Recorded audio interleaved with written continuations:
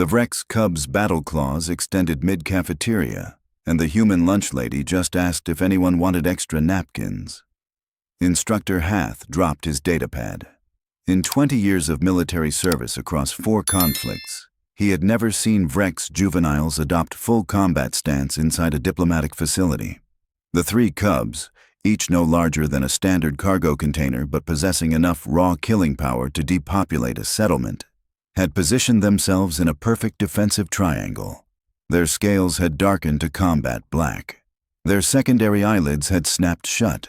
Every biological indicator screamed lethal intent, and they were protecting the human. All personnel, evacuation protocol Gamma.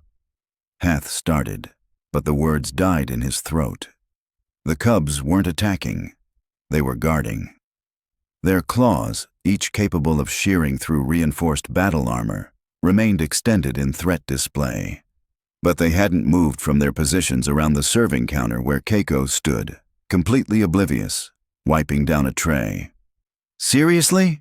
Cadet Thane laughed, his Valorian crest flaring with amusement. Earth sent a food server to their military liaison position? What's next? A janitor for their chief diplomat. Pex joined in, his Creeth mandibles clicking in what passed for laughter among his species. I heard humans lost a war to their own planetary weather patterns. Twice. Vorn, the Dulathi cadet, added his contribution. My instructor said Earth's military still uses chemical propellants in some weapons. Chemical propellants, like they're stuck in their primitive phase. The cub's growling intensified. It started as a subsonic rumble that made the deck plates vibrate, then escalated into a sound that triggered every predator alert instinct in the room. Cadets who'd been laughing seconds ago now found themselves frozen, their training screaming at them to run, while their pride kept them rooted in place. Hath accessed his command interface with shaking hands. Director Ben, we have a code extinction event in Cafeteria 7, 3 Vrex cubs in full protection mode. Targets are Academy cadets. They're defending the human. The pause on the other end lasted 3 heartbeats too long. Repeat that last part. Director Ben's voice came through, tight with disbelief. The cubs are defending the human, sir. They've positioned themselves between her and a group of cadets who were mocking Earth's military capabilities. Another pause. Instructor, Vrex cubs don't defend prey species. They don't defend anything except their own blood relatives and pack leaders who've proven dominance through combat trials. Are you certain about what you're seeing? Hath watched as the largest cub, probably no more than 6 standard months old, shifted its weight forward. The movement was minute, but unmistakable to anyone with combat training. It was preparing to lunge. I'm watching it happen, sir. And, sir, the human doesn't seem to have noticed. Because Keiko hadn't noticed. She'd finished wiping the tray and was now restocking the napkin dispensers, humming something that sounded like an Earth melody. She wore the standard cafeteria worker's uniform. Practical, unremarkable, designed for function rather than form. Her dark hair was pulled back in a simple tie. She moved with the efficient economy of someone who'd done this job 10,000 times. She also stood at ground zero of what could become the worst diplomatic incident in galactic history. Cadets, back away slowly, Hath commanded, his voice carrying the weight of absolute authority. Do not make any sudden movements. Do not speak. Do not— Oh, come on, Thane said, his confidence wavering but not breaking. They're cubs. Yeah, Vrex are dangerous, but these are babies. What are they going to do? The largest cub's growl dropped an octave. Its claws, already extended, began to drip with the paralytic venom that made Vrex the most feared species in close combat. One scratch would leave a full-grown warrior convulsing on the ground within seconds. 3 cubs working in coordination could theoretically take down a reinforced squad. And there were 73 unarmored cadets in this cafeteria. Director, I need containment teams, I need medical on standby, and I need someone to contact the Vrex homeworld immediately, Hath said, abandoning any pretense of calm. If these cubs attack, we're looking at casualties in the dozens. If we harm these cubs trying to stop them, we're looking at interstellar war. Containment teams are 3 minutes out. Ben replied. I'm contacting the Vurex ambassador now. Instructor, can you reach the human? Get her away from the cubs. Hath looked at Keiko, still humming, now arranging fruit selections in their display case. The cubs tracked every movement she made with absolute focus. Not predatory focus, something else. Something that made Hath's military training feel suddenly inadequate. Sir, I don't think that's advisable. The cubs they're watching her. If I approach, they might perceive it as a threat. Then what do you suggest? Hath had no answer. His training covered combat scenarios, diplomatic negotiations, crisis management across 200 species behavioral patterns. None of it had prepared him for this. Apex predator cubs defending a human lunch lady from verbal insults. The cafeteria had gone silent. Word was spreading through the facility's communication networks. Hath could see it in the way other instructors were appearing at the doorway, their expressions cycling from disbelief to horror as they assessed the situation. Keiko finally looked up from her work. She noticed the crowd gathering, the unusual silence, the tension crackling through the air like a pre-storm charge. Oh, hey everyone, she called out cheerfully. Lunch rush is over, but I've still got plenty of the vegetable stew left if anyone's hungry. Made it fresh this morning. The largest cub made a sound. Not a growl this time. Something else. Something that Hath's translator struggled to process before settling on. Protective vocalization, juvenile, directed at pack elder. Keiko glanced down.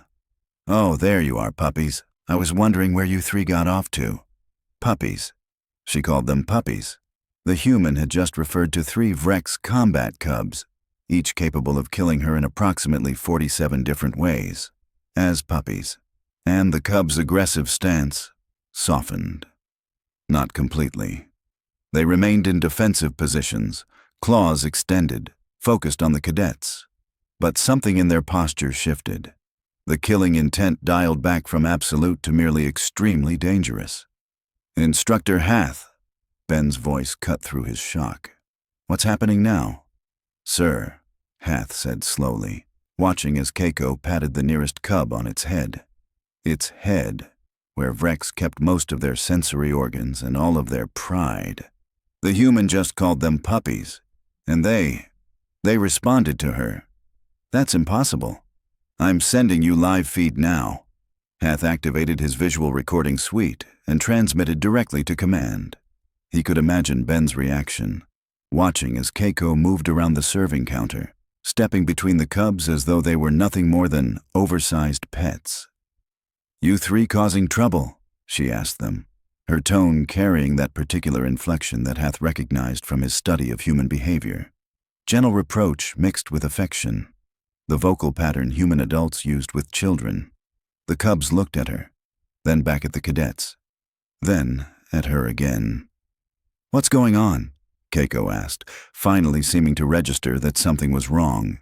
She looked at the frozen cadets, at the instructors gathering at the doorway, at Hath standing with his hand still on his emergency communicator.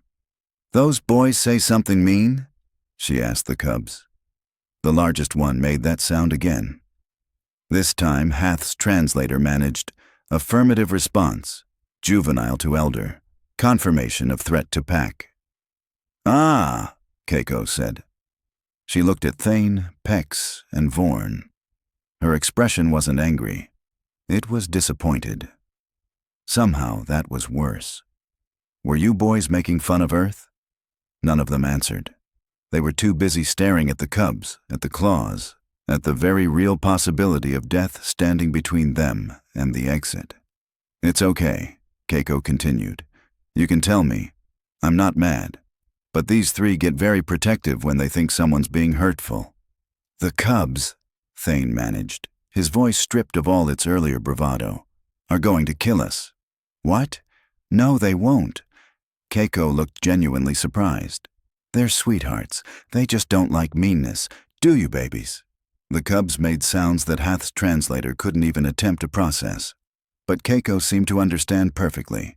See? They just want everyone to be nice to each other. Now, did you apologize? The question hung in the air like a grenade with an uncertain timer. Director Ben's voice crackled through Hath's comm. War Master Keth is inbound. ETA 6 minutes. He's not happy. Instructor, under no circumstances allow those cubs to harm anyone, and under absolutely no circumstances allow anyone to harm those cubs.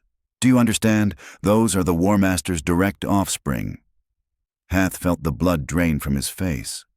The War Master's offspring, the 3 most important juveniles in the entire Vrex species, were currently defending a human lunch lady in a military academy cafeteria.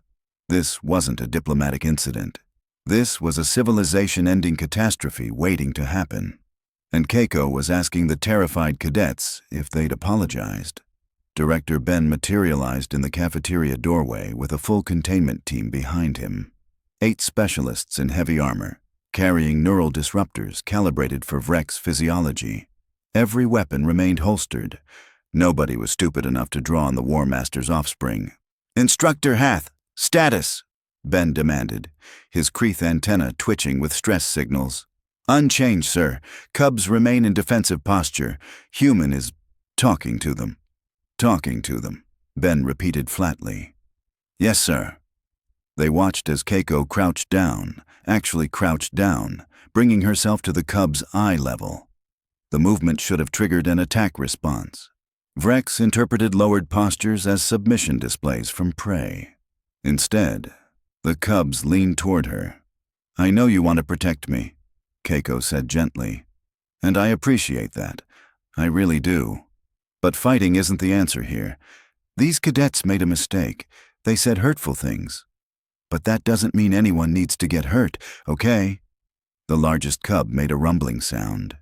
Hath's translator provided, negative response, threat assessment unchanged, Pack Elder requires protection. I don't need protection from words, sweetie, Keiko replied. Words only hurt if we let them, and I don't let them. You know why? The cub tilted its head, a gesture that should have been impossible for Rex anatomy. Because I know who I am. I know Earth is still learning. We're new to all this space stuff. These cadets are right that we're behind in some things, but that's okay. Everyone starts somewhere. Ben pulled Hath aside. Is she having a philosophical discussion with combat cubs about emotional resilience? It appears so, sir. How long until War Master Keth arrives? Hath checked his display. 4 minutes. 4 minutes to figure out how a human lunch lady achieved what our best xenopsychologists say is biologically impossible. Ben activated his own communication array. Get me Dr. Yalth from the Vrex embassy. I don't care what meeting he's in. This is priority absolute. On screen, Keiko stood up. The cubs rose with her, maintaining their protective formation but with noticeably less aggression. She walked toward the serving line, and they followed. She was leading them. Vrex cubs didn't follow. They stalked, hunted, defended territory. They didn't follow anyone except their pack leader, and only after that leader had proven absolute dominance through ritual combat. Keiko opened a storage container and pulled out 3 large portions of meat. You 3 are probably hungry. You always get grumpy when you're hungry. She placed the meat on serving trays and set them down. The cubs looked at the food, then at the cadets, then back at Keiko. It's okay, she said. Eat, I promise. Nothing bad is going to happen. The cubs ate. They actually ate. They broke their defensive formation, lowered their guard, and ate food from her hands. Impossible. Dr. Yalth's voice came through Ben's communicator. Director, what you're describing violates every established principle of Rex behavior. Cubs that age are driven purely by instinct. They don't negotiate. They don't compromise. They certainly don't respond to verbal de-escalation from another species. Doctor, I'm sending you live feed. Watch. The silence on the other end stretched for 15 seconds. By the ancestors, Yalth whispered finally. She's established pack dominance. Without combat, without threat display, without any of the biological imperatives we thought were absolute requirements. Director, how did she do this? We were hoping you could tell us. I can't. This shouldn't exist. What we're seeing, it rewrites everything we know about Vrex psychology. The cafeteria doors burst open. War Master Keth had arrived early. War Master Keth stood 2.5 meters tall, his scales bearing the platinum markings of a warrior who'd survived 300 engagements. His presence filled the cafeteria like a pressure wave. Every cadet, every instructor, every containment specialist felt the instinctive urge to flee. The cubs looked up from their meal, meat juice dripping from their jaws. "Explain," Keth said, his voice carrying the harmonic undertones that indicated barely controlled fury. "Why my offspring are in defensive formation in an academy cafeteria." Nobody spoke. What could they possibly say? Then Keiko looked up. "Oh, hello. Are you their father? They have your eyes." The entire room held its breath. Keth's head swiveled toward her with mechanical precision. "You are the human. I'm Keiko, yes. I work in the cafeteria. Your kids are wonderful, by the way. Very polite. Always say thank you." "My offspring," Keth said slowly. "Do not say thank you. They are Vrex. They take what they require through strength." "Well, these three say thank you." Keiko smiled. Maybe they got that from their mother. Hath prepared to witness the end of human-Vrex relations. Instead, Keth made a sound like grinding rocks. After a moment, Hath realized it was laughter. Pained, confused laughter. "Their mother died in combat when they were newly hatched," Keth said. "I have raised them according to our traditions. They have been trained by our finest warriors. They know only the path of strength." "They know kindness, too," Keiko said gently. "I've seen it. They're very protective of smaller students. Last week, one of them stopped a Dulathi cadet from bullying a preen freshman. Didn't hurt anyone. Just stood there until the bully left." Keth walked forward. The containment team tensed. The cubs looked up but didn't move to intercept their father. They simply watched, meat forgotten. "You," Keth said to Keiko, "have somehow achieved pack bonding with my offspring. Without combat trials, without dominance displays. You are prey species. Weak, fragile. By all biological imperatives, they should view you as food." "They view me as someone who gives them snacks and listens when they're upset," Keiko replied. "Kids are kids, no matter what species. They need someone who cares. Vrex young do not need care. They need training. They need both." Keiko's tone shifted slightly. Not aggressive, but firm. Training without care creates warriors. Care with training creates leaders. Isn't that what you want for them? Keth stared at her. His translator struggled with the subsonic frequencies he was emitting. "Show me," he finally said. "Show me this impossible bond." Keiko walked to the largest cub. She placed her hand on its head, scratching behind the sensory ridge that Vrex protected with lethal force.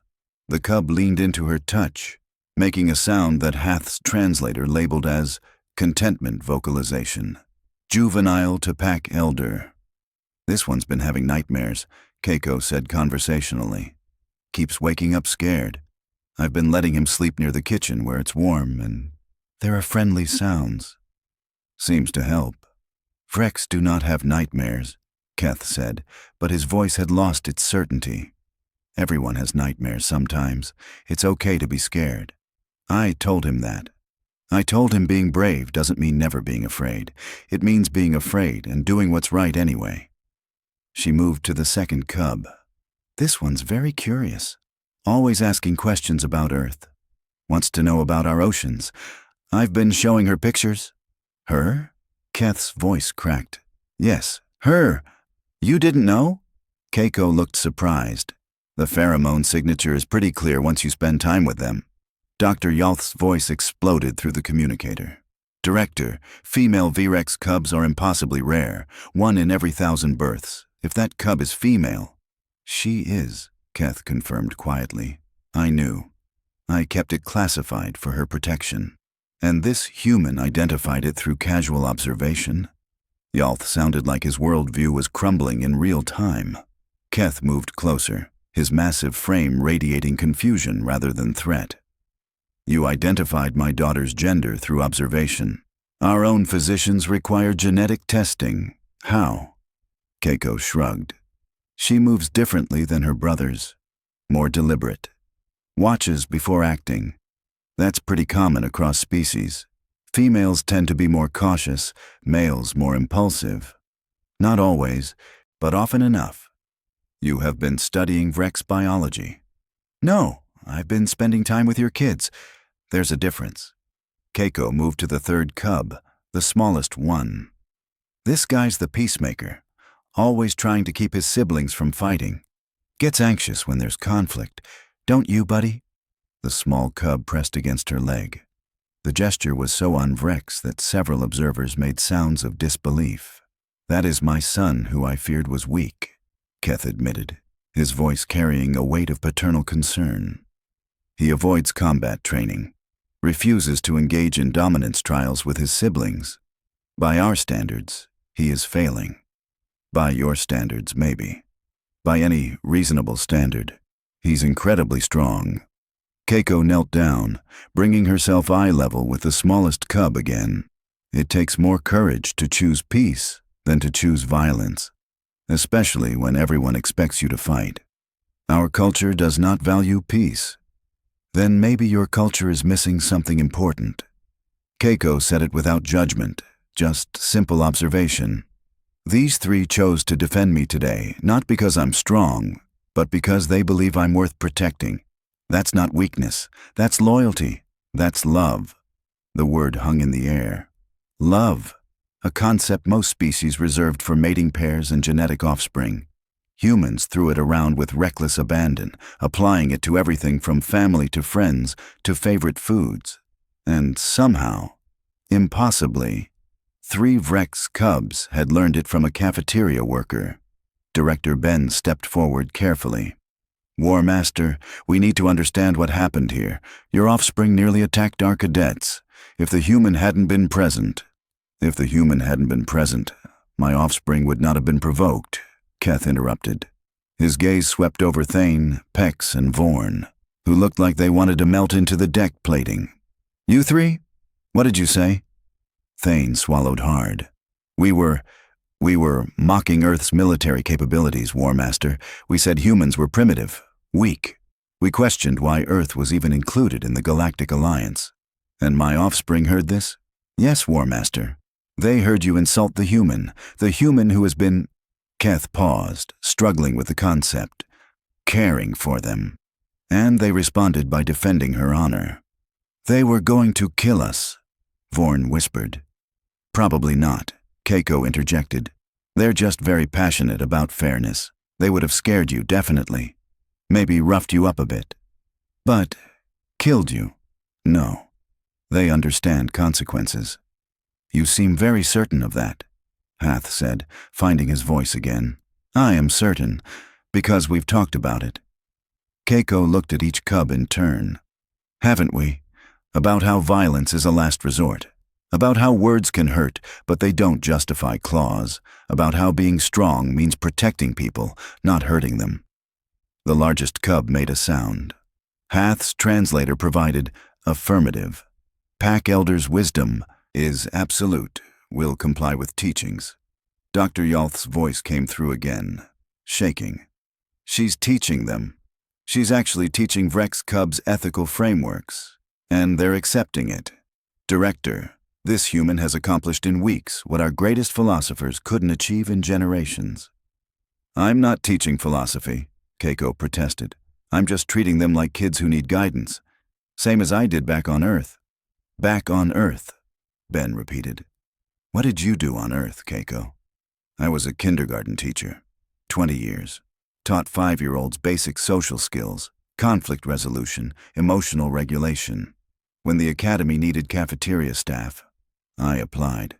Figured it'd be easier than managing 30 human children. She laughed.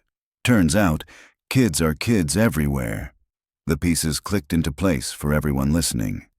The human wasn't a combat specialist, wasn't a xenopsychologist, wasn't trained in diplomatic protocols or interspecies relations. She was a kindergarten teacher who treated apex predator cubs exactly like she'd treated human 5-year-olds, and it worked. This changes everything, Dr. Yalth said. Director Ben, we need to document this. Study it. Understand how human child rearing practices translate across species. The implications can wait, Keth interrupted. His attention remained fixed on Keiko and his offspring. Human. Keiko, you have achieved something unprecedented. You have earned my offspring's loyalty without combat. You have taught them concepts that our culture dismisses. You have identified my daughter when our own experts could not. I just paid attention, Keiko said simply. You did more than that. Keth knelt, bringing his massive frame closer to her level. It was a gesture of respect that made every Vrex observer go silent. You gave them something I could not: safety without dominance, guidance without force, care without expectation of strength. They needed it, Keiko said. They're children. All children need that. Vrex do not, Keth started, then stopped. He looked at his offspring, really looked at them, at how they clustered around Keiko, at how the smallest one leaned against her leg, at how his daughter watched Keiko with absolute trust. Vrex do not, he said again, softer, but perhaps they should. He stood, addressing the room. From this moment forward, the human Keiko is recognized as pack elder to my offspring.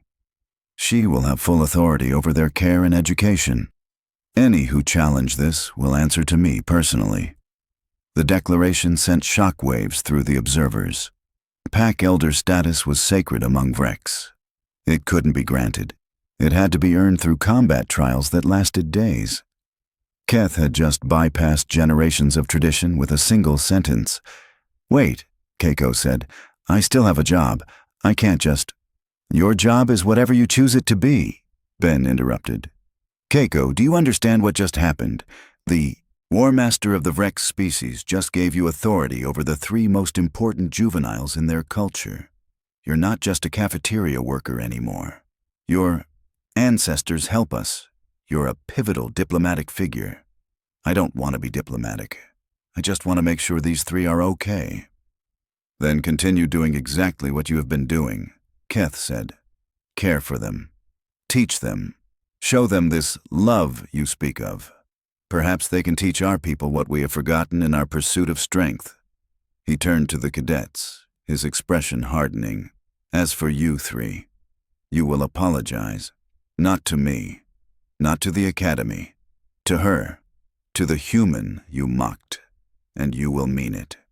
Thane stepped forward first, his Valorian pride visibly crumbling. Keiko, I apologize.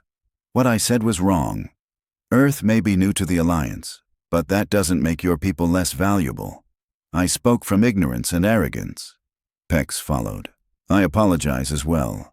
I judged without knowledge. That was foolish. Vorn completed the trio. My words were cruel. I'm sorry. Keiko looked at each of them, then at the cubs, who were watching intently. Do you boys understand why they're apologizing? The cubs made sounds that indicated affirmation. Good, because apologizing when you're wrong is important. It's how we grow. She turned back to the cadets. I accept your apologies, and I hope you learned something today. We did, Thane said quietly. We learned that strength isn't what we thought it was. The cubs' aggressive posture finally, completely dissolved. They returned to their meal, the crisis over. Just like that. A situation that could have triggered interstellar war, resolved by a kindergarten teacher asking children to apologize. The Academy's Emergency Command Center had transformed into an impromptu conference room. Galactic Council representatives filled every available screen, all watching the recorded footage of Keiko calming the cubs for the 7th time. Director Ben stood at the podium, fielding questions he never imagined he'd have to answer. So your position, Ambassador Tell from the Preen Collective said slowly, is that humans possess an innate ability to bond with juvenile species across biological boundaries? That's not our position, Ben replied. That's what we observed. Whether it extends to all humans or is unique to Keiko, we don't yet know. I can answer that. Keiko's voice came from the back of the room. She'd insisted on attending, though she'd spent most of the meeting looking uncomfortable with the attention. It's not unique to me. Most humans who work with children develop these skills. It's just basic empathy and patience. Basic empathy, Dr. Yalth repeated, his translator struggling with the sarcasm in his tone. That allows you to override millions of years of predatory evolution. I didn't override anything. I just gave them what they needed. Food, safety, someone to listen. That's universal. On the screens, council members exchanged glances that translated across species. This human has no idea what she's accomplished. War Master Keth stood beside the podium. His presence at a council meeting was unprecedented. Vrex typically sent diplomats, not warriors. The council should understand that my offspring are not an isolated case. Since this incident, 3 other Vrex families have requested human child care consultants. Word is spreading among our people that humans possess knowledge we lack. Knowledge of what, exactly? Ambassador Tell pressed. How to raise children who are strong without being cruel, brave without being reckless, loyal without being blind. Keth's voice carried a weight of revelation. We Vrex have focused so entirely on combat prowess that we forgot everything else that matters. The human reminded us. Keiko shifted uncomfortably. I really didn't do anything special. You did something our entire civilization couldn't, Keth countered. You made my offspring feel safe enough to be vulnerable. That is not nothing. Director Ben cleared his throat. The Academy is implementing new protocols. We're establishing a human consultation program for interspecies youth development. Keiko has agreed to train other humans in adapting their child care expertise to alien species. I said I'd try, Keiko corrected. I'm not making promises. Every kid is different. That's exactly the perspective we need, Ben said. The meeting continued for another hour. Discussions of funding, program structure, security protocols. Keiko answered questions when asked, but mostly looked like she wanted to be anywhere else. Finally, mercifully, it ended. Keiko escaped to the cafeteria, her sanctuary. The cubs were already there, waiting. They'd been given permission to stay with her during her shifts, and they took the privilege seriously. Hey, puppies, she said, scratching each one behind their sensory ridges. Miss me? The largest cub made a sound that translated to affirmative. Pack Elder was absent too long. Distress was experienced. It was just 2 hours, and you had Thane watching you, didn't you? Thane emerged from the kitchen, carrying a tray of clean dishes. He'd volunteered for cub duty as part of his apology, and had discovered he actually enjoyed it. They were perfect. We played the game where they hunt the rolling ball. Good. Exercise is important. Keiko started prepping ingredients for dinner. The cubs settled around her workspace, watchful but calm. Keiko, Thane said hesitantly, can I ask you something? Sure. How did you know? That they just needed someone to care? She paused, considering. Because all children need that. Doesn't matter if they're human or Vrex or anything else. They need to know someone sees them, values them, will protect them even when they're not being perfect. She smiled. That's not complicated. That's just love. The smallest cub made a sound. The translator provided, Inquiry Pack, Elder, definition of love requested. Love, Keiko said, scratching his head, is when someone else's happiness matters more than your own comfort. It's choosing to care even when it's hard. It's what makes us more than just survivors. It makes us family. The cubs processed this in silence. Then the largest one made a new sound, one the translator had never encountered before. After several seconds, it provided a label, Pack Bond Declaration, Juvenile to Elder, Permanent Status, High Emotional Content. The translator's best approximation, Love you too, Pack Elder. Keiko's eyes got misty. Love you too, sweetie, all 3 of you. She wiped her eyes quickly, laughing at herself. Okay, enough feelings. These growing kids need dinner. Thane, can you help me carry the meat portions? These 3 eat constantly. Sure thing. Thane moved to help, careful around the cubs, but no longer afraid. The cubs watched Keiko work, contentment radiating from them. Above them, the Galactic Council continued debating implications and protocols. But down here, in the cafeteria, a kindergarten teacher from Earth was just making dinner for 3 kids who happened to be the most feared predators in the galaxy. She hummed while she worked. The cubs hummed with her, creating a harmony that shouldn't have been possible. Somewhere, the universe was rewriting its understanding of what made someone strong. But Keiko was too busy preparing meals to notice.